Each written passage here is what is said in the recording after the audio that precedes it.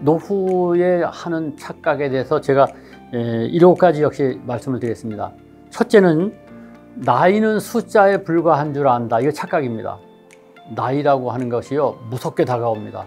그렇기 때문에 젊은 날로부터 노후 준비를 하셔야 되고, 젊은 날서부터 삼재테크를 하셔야 되고, 젊은 날서부터 자기의 꿈과 목표를 가지고 매진해야 됩니다. 그리고 나중에 해야지. 100세 되니까 지금 내가 50이니까 아직도 50년 남았다, 이렇게 생각하지 마십시오.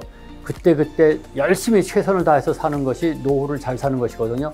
그렇기 때문에 나이는 숫자에 불과하다고 하는 것이 아니라 나이의 무게라고 하는 게 굉장히 무겁다는 것을 인정하셔야 됩니다. 나이는 숫자에 불과하다, 이거 착각입니다. 100세 시대라고 합니다. 100세 시대가 오기는 왔습니다. 그래서 주변에서 100세를 넘는 분들도 종종 발견하게 됩니다. 그런데 우리가 100세 시대를 대비해서 과연 젊은 날에 뭘 어떻게 해야 될까요? 그래서 제가 늘 주장하는 것이 3재테크를 주장을 합니다. 3가지 재테크요. 우리가 재테크라고 하면은 재물 재자의 재테크만 생각하죠. 그런데 노후를 생각하면 3가지 재테크를 항상 머릿속에 두고 준비를 하셔야 된다는 겁니다. 첫째 재테크는 재물 재테크입니다. 무슨 얘기냐? 연금을 갖다가 빵빵하게 벌 수 있도록 노력을 해야 됩니다. 이런 얘기가 있더라고요. 얼마 전에 신문에 났는데, 노후에 현금을 가지고 있는 것은 이건 재앙이라는 거죠. 현금이 많으면은 좋겠습니다만은 자녀들 간에도 재산 싸움이 일어날 수도 있고, 나중에 나이가 들면은 내가 돈을 찾으러 갈 수도 없고, 이렇게 된다는 거죠. 그래서 오히려 노후를 생각하면은, 보통의 사람들은 노후를 생각할 때 현금을 이렇게 많이 가지고 있기 위해서 저축을 하기보다는 연금을 빵빵하게 버는 게 좋다는 겁니다. 그래서 나중에 80, 90, 100세 됐을 때 매달 몇백만 원이라도 꼬박꼬박 돈이 나오는 것이, 이게 효자라는 것이죠. 그래서 재테크를 상당히 머리 써서 하셔야 됩니다. 두 번째 재테크는 뭐냐면요, 재주 재자 재테크입니다. 무슨 재주를 가지고 100세 시대까지 버틸 것이냐 하는 것이죠. 돈벌이를 하라는 얘기가 아닙니다. 소일거리를 뭘로 가지고 있을 것이냐 이거죠. 예를 들어서 등산하는 것도 80이 넘고 하면은 산에 오르락 내려가기가 어렵습니다. 실제로 지금 80대 된 저의 선배들 모임 보니까요, 처음에 등산 모임을 12명이 했는데 지금 4명밖에 안 남았습니다. 왜냐? 나머지는 산에 올라가지 못하고요, 4명이 산에 갔다 오면은 식당에서 만나가지고 술 먹는 게 일입니다. 그러니까 산에 못 올라갑니다.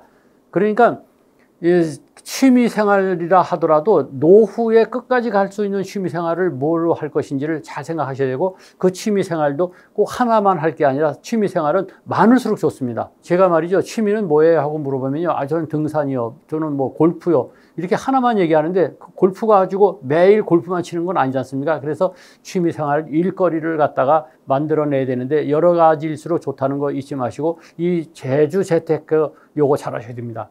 세 번째는 뭐냐? 존재한다고 하는 의미의 재테크입니다. 어떻게 존재할 것이냐, 어떻게 해서 품위 있게 늙을 것이냐, 어떻게 말이죠, 남들에게 손가락 받지 않는 노인으로서 살아갈 것이냐 하는 것이죠. 이 3재테크를 머릿속에다가 잘 집어넣으시고 미리미리 젊은 날부터 준비하시면은 노후가 오는 것이 뭐 즐겁지는 않을 겁니다만은, 그럼에도 불구하고 노후에 대한 걱정은 훨씬 덜어질 것 아니냐, 이런 생각을 하게 되네요. 나이 들어가면서 동창들 이렇게 만나보면은 이미 너무 늙은 티가 나는 사람이 있는가 하면은 아직도 젊은 티가 나는 사람이 있죠. 그런데 그것은 꼭 외모만 가지고 얘기하는 게 아니고요, 물론 동안인 사람도 있습니다. 그것이 아니라 살아가는 방식이 젊은 사람이 있고, 그렇지 않고 70인데 90세 언저리를 돌고 있는 사람도 있기 마련입니다. 그러면은 어떻게 하면은 좀 더 나이 들은 티를 내지 않고 젊게 살 수 있을 것인가, 제가 7가지로 이것을 모아봤습니다. 첫째는요, 늙은 척 하지 말라는 것이요. 제가 경제학 박사 학위를 가지고 있습니다만, 박사 학위를 받을 때에 그걸 지도해 주셨던 교수님이 계세요.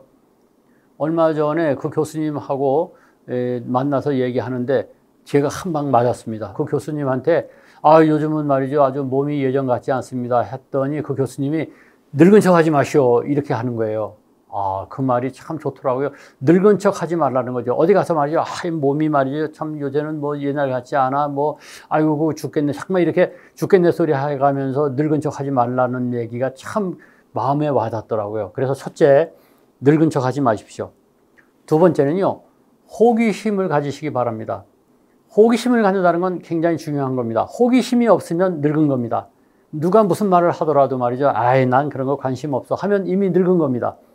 호기심이 있어야 되고 관심이 있어야 됩니다. 세상 돌아가는 것에도 관심이 있어야 되고 사람에게도 관심이 있어야 되고 아내한테도 관심이 있어야 되고 신랑한테도 관심이 있어야 되고 그리고 지식적인 관심도 있어야 되고 관심이 있는 것은 아직 안 늙었다는 겁니다. 호기심이 없으면 늙었다는 거 잊지 마세요.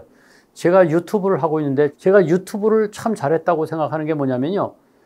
모든 현상을, 사물을 호기심을 가지고 보게 되는 거죠. 아, 요것을 하면은 요걸 방송을 할 수 있겠구나. 아, 요게 방송거리가 되겠구나. 아, 요거를 요렇게 각색하면은 좋은 거리가 되겠구나. 이렇게 늘 일상을 호기심차게 보기 때문에 저는 유튜브가 굉장히 좋다고 봅니다. 여러분도요, 뭐 구독자가 몇만이 되고 하는데 너무 신경 쓰지 마시고 자기의 일상을 담아서 올리는 유튜브를 한번 해보세요. 하루하루가 굉장히 호기심차게 다가올 것이라는 것을 제가 아주 증언할 수 있습니다.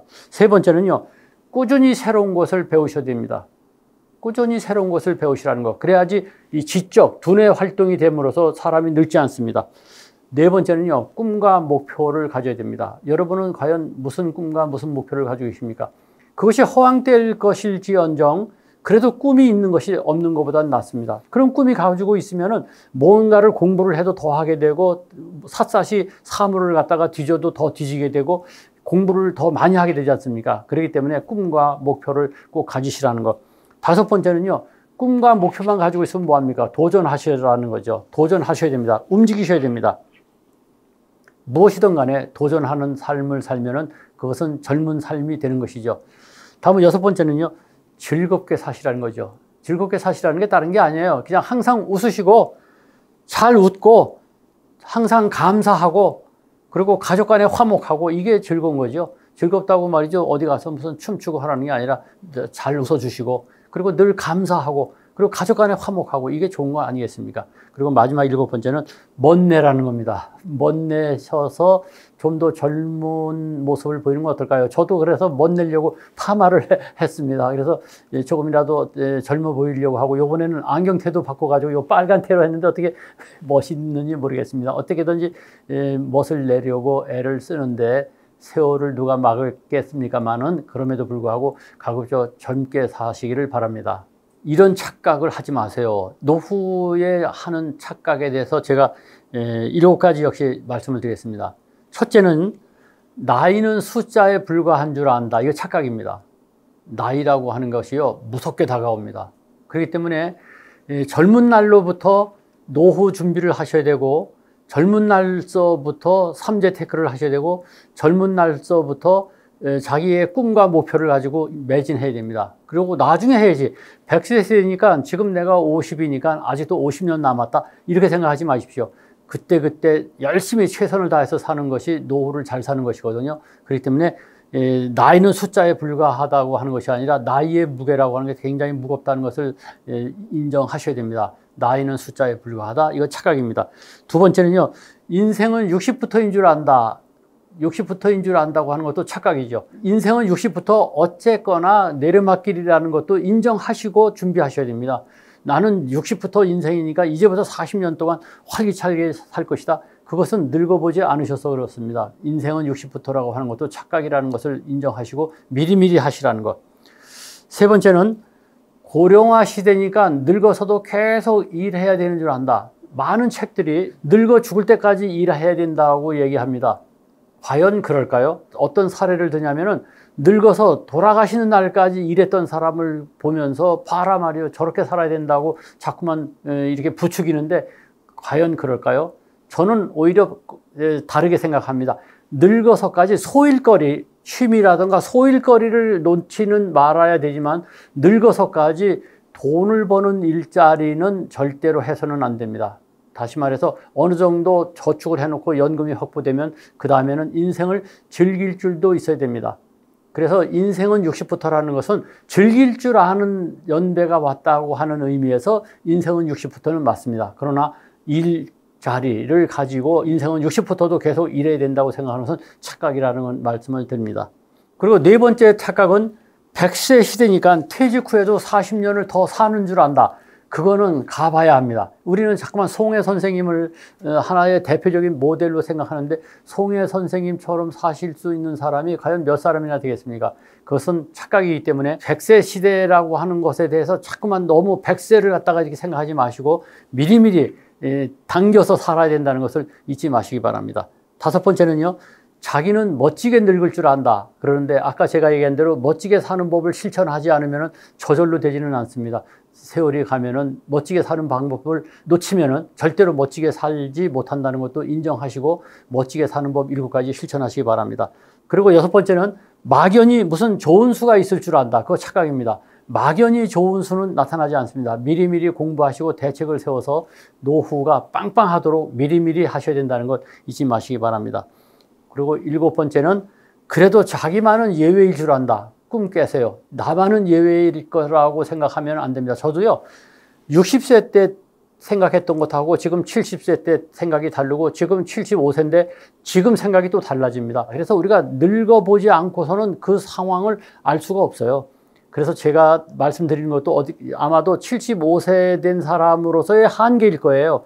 100세 된 분이 얘기하면 또 다르게 얘기할 수 있을 텐데 제가 볼 때에 지금까지 쭉 살아본 결과로서는 젊게 사는 법 7가지 그리고 착각 7가지를 잊지 마시고 그것을 잘 믹서해서 여러분의 노후가 좀 더 참되고 좀 더 보람되고 좀 더 젊고 착각이 아닌 미리미리 준비하는 노후가 되기를 간절히 바랍니다.